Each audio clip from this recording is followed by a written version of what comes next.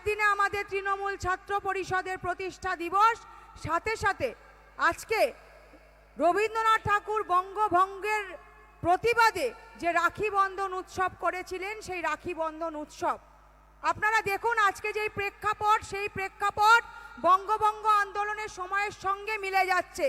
তাই আজকে আমি আমার বক্তব্যের মধ্যে দিয়ে বলছি যে এখানে যারা আমার ভাইরা আছে, আমার বোনেরা আছে, সকলে আমাদের নেত্রী মমতা বন্দ্যোপাধ্যায় সকলের জন্য রাখি উৎসব করার আয়োজন করেছেন, সকলের জন্য রাখি বাঁধার আয়োজন করেছেন। আপনারা রাখি বাঁধবেন, তার কারণ আমরা এমন একটা প্রেক্ষাপটে দাঁড়িয়ে আছি, যেই প্রেক্ষাপটে একসময় ইংরেজরা হিন্দু মুসলমান করে এই বাংলাকে ভাগ করতে চেয়েছিল।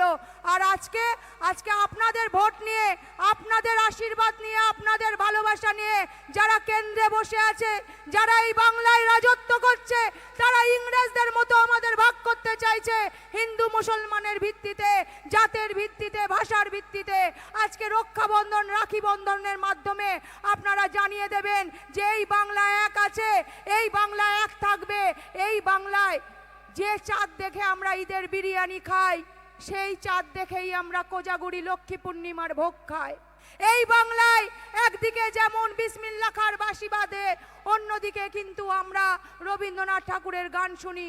এই বাংলায় আমরা ঈশ্বরচন্দ্র বিদ্যাসাগর থেকে শুরু করে নেতাজি সুভাষচন্দ্র বোস, যাকে আপনারা অপমান করে, এই বাংলায় সেই মেরুদণ্ড।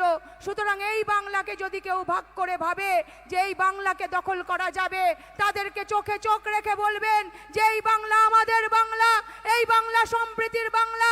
এইদিকে একদিকে যেমন নেতাজি সুভাষচন্দ্রের বাংলা, এই বাংলা আমাদের বাংলা। যেই বাংলায় মমতা বন্দ্যোপাধ্যায়ের 15 বছরে সাধারণ মানুষ, খেটে খাওয়া মানুষ, গরিব দরিদ্র মানুষ একসাথে ছিল, তারা ভাত খেয়ে ভালো ছিল। কিন্তু আজকের দিনে দাঁড়িয়ে আপনারা কি দেখতে পাচ্ছেন? একটা সরকার আসার পরেই গরিবদের পেটে লাথি মারলো, গরিব দরিদ্র হকারদের তারা তুলে দিল। তারা দিনের পর দিন প্রমাণ করে দিচ্ছে তারা সাধারণ মানুষের সরকার নয়, তারা প্রমাণ করে দিচ্ছে তারা বড় লোকের সরকার।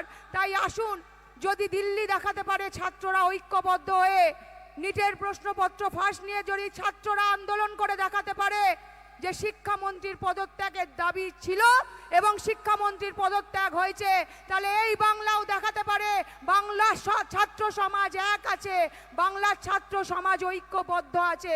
সুতরাং বাংলায় যদি আপনারা বেশি কিছু করতে যান, বাংলায় যদি আপনারা গরিব মানুষের পেটে লাথি মারতে যান, বাংলায় যদি ছাত্র যুবদের আঘাত আনতে যান, তাহলে বাংলার ছাত্র সমাজ আগামী দিনে পথে নামবে।